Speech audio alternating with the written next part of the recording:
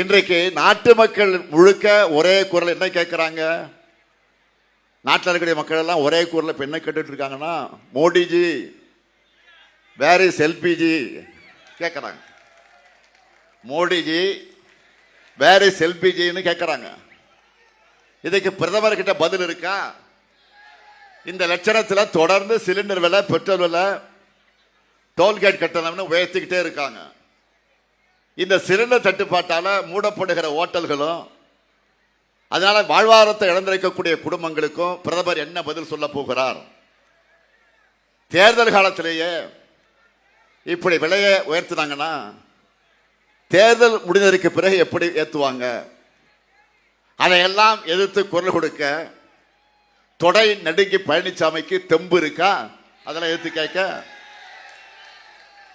இப்படிப்பட்டவங்களை நம்ம தமிழ்நாட்டுக்குள்ள அனுமதிக்கணுமா?